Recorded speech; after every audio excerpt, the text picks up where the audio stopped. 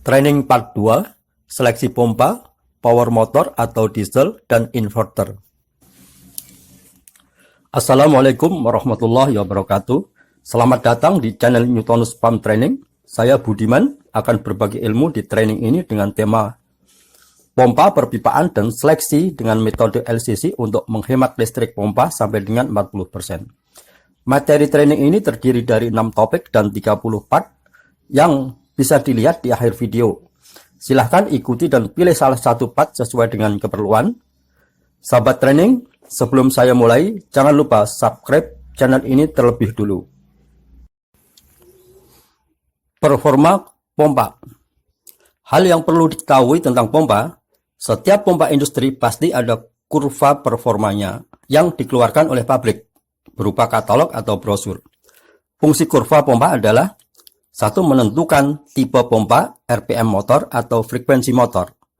Menentukan diameter impeller untuk pompa single state seperti injection dan speed casing.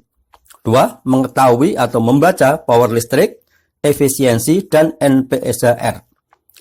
Jenis kurva pompa ada 2, yaitu 1. Kurva general, 2. Kurva performa. Tahapan menentukan dan membaca kurva sebagai berikut. 1. Tentukan tipe pompa dan kurva general. 2. Dari kurva general, pilih tipe pompa dan RPM atau frekuensi motor. Contoh, data Q sama dengan 80 meter kubik per hour dan H sama dengan 140 meter.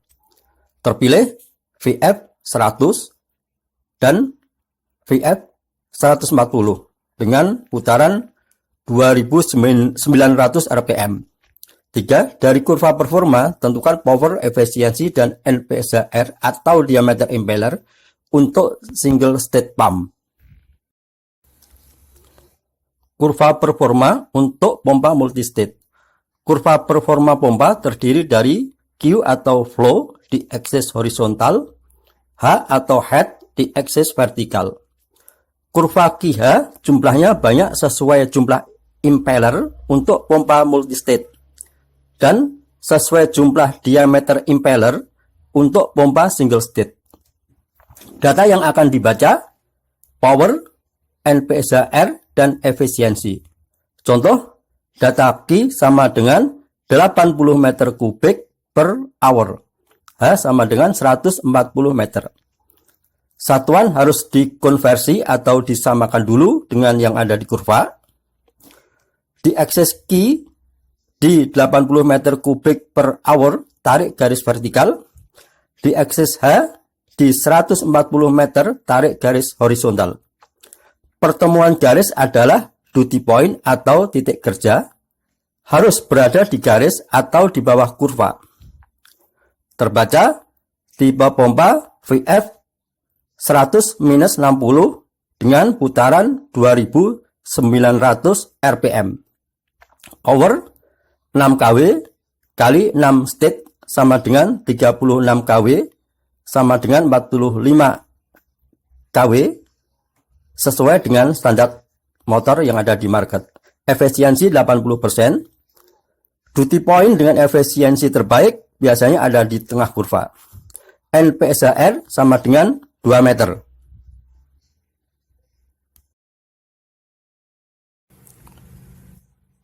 Untuk pompa multistate close couple, kecuali dilengkapi dengan performance curve, biasanya dilengkapi juga dengan tabel power. Kita tinggal mengikuti data dari tabel tersebut. Seperti terlihat, tipe VF 100-60, powernya 45 kW. Menentukan power motor atau diesel. Tahapan menentukan dan membaca kurva sama seperti di atas, yaitu 1. Tentukan tipe motor dan kurva general. 2. Dari kurva general, pilih tipe pompa dan RPM motor atau diesel. Contoh, data pompa Q sama dengan 60 meter kubik per hour dan head 140 meter. Terpilih EN 80 minus 50 minus 320 dan 2900 RPM. Dari kurva performa, tentukan power, efisiensi, dan NPSR atau diameter impeller untuk single state pump. Aksis horizontal adalah Q atau flow, aksis vertikal adalah H atau head. Contoh, data Q sama dengan 60 meter kubik per hour, H sama dengan 140 meter. Harus dikonversi dulu sehingga satuan sama dengan yang ada di kurva. Di aksis Q, di 60 meter kubik per hour, tarik garis vertikal. Di aksis H, di 140 meter, tarik garis horizontal. Pertemuan garis adalah duty point atau titik kerja, harus berada di garis atau di bawah kurva. Terbaca, tipe pompa EN 80-50-315 dan putaran motor 2900 rpm atau 2 pul. Diameter impeller 322 mm. Karena diameter impeller full sama dengan 340 mm, maka diameter impeller harus di trimming menjadi 322 mm. Power 55 kW, ini untuk motor dan diesel engine. Diambil di maksimum duty untuk menghindari overload jika operasional pompa bergeser melebihi duty point. Efisiensi sama dengan 53%, NPSHR sama dengan 4 meter.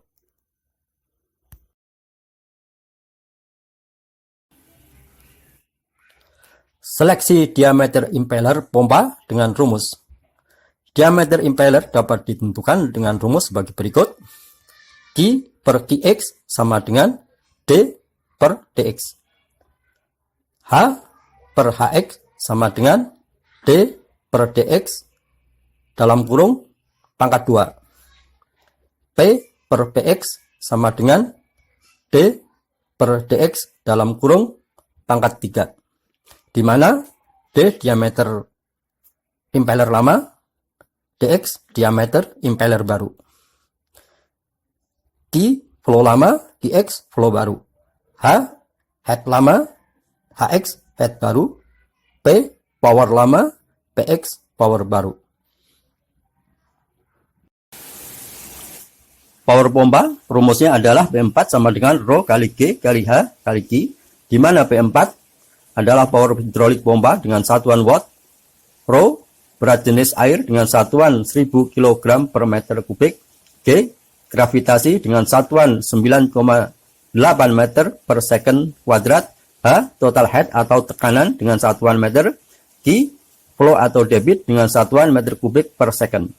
P3 sama dengan P4 dibagi efisiensi pompa dengan satuan watt, di mana efisiensi pompa biasanya tergantung dari desain impeller, casing pompa, dan lain-lain. P2 sama dengan P3 dengan satuan watt, dikarenakan pompa menggunakan direct coupling. P1 sama dengan P2 dibagi efisiensi motor dengan satuan watt. Efisiensi motor diklasifikasikan dari dua, yaitu satu, klasifikasi EFF yang terdiri dari EFF1 high, EFF2 medium, dan EFF3 low. 2. Klasifikasi IE yang terdiri dari IE1 standar setara dengan EFF2, IE2 high setara dengan EFF1, IE3 premium, dan IE4 super premium. Manufaktur motor listrik biasanya mengeluarkan data kedua klasifikasi efisiensi tersebut. Inverter yaitu suatu alat yang digunakan untuk mengatur RPM motor sesuai dengan keperluan pressure dan flow pompa dan bertujuan untuk menghemat listrik. Rumus untuk menghitung RPM sebagai berikut.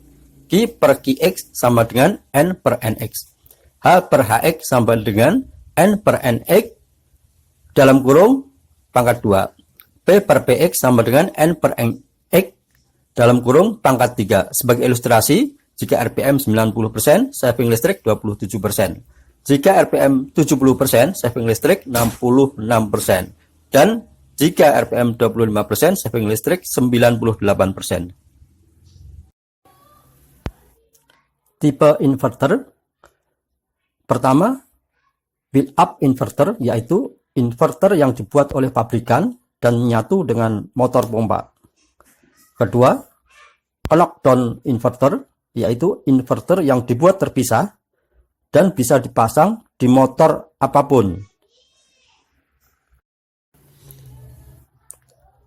Aplikasi inverter. Aplikasi inverter harus tepat, yaitu digunakan untuk pressure dan flow yang fluktuatif seperti booster dan pompa AC sentral, sehingga akan diperoleh saving energi listrik yang optimal. Dan inverter ini tidak cocok digunakan untuk pressure dan flow yang konstan seperti pada pompa transfer. Bisa dilihat ilustrasinya.